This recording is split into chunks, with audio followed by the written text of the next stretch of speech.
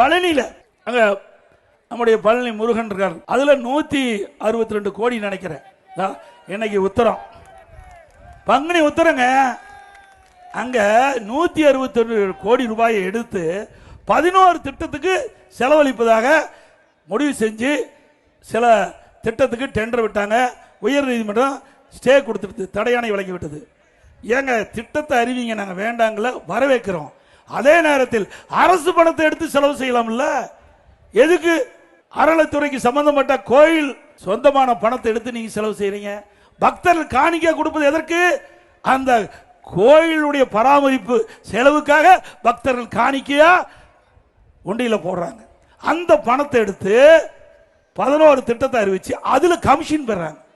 இப்படி வெக்கங்கட்ட ஆட்சி நாட்டுக்கு தேவையா?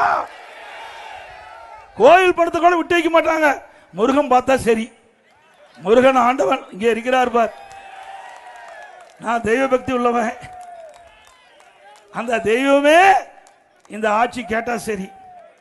அப்புறம் கோயில் நகை, கோயில் நகைகள் பல ஆண்டுகளா பல ஆட்சி தமிழகத்தில் நடந்திருக்குது. காங்கிரஸ் ஆட்சி, திமுக ஆட்சி, அண்ணா திமுக ஆட்சி என்று பல ஆண்டுகள் தமிழகத்தில் ஆட்சி புரிஞ்சிருக்காங்க. அப்பெல்லாம் கோயில் நகை யாரும் தொடல. ஏன் திமுக ஆட்சியில் கூட கோயில் நகையில பெரும்பாலும் தொடல.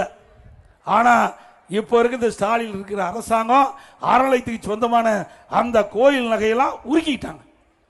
எந்த அடிப்படையில் உருக்கினீங்க? அங்கங்க ஒரு குழு போட்டு அங்க இருக்கின்ற பகுதி மக்களை எல்லாம் வரவழைச்சு அந்த கோயிலில் என்ன நகை இருக்குது சுட்டி காட்டி அதை வீடியோ கவரேஜ் பண்ணி அதை செயல்படுத்தி இருந்தா கூட பரவாயில்ல. யாருக்குமே தெரியாம அது எவ்வளவு நகை இருந்தது, எவ்வளவு உருக்குனாங்க, எவ்வளவு ஆட்டை போட்டாங்கன்னே தெரியல.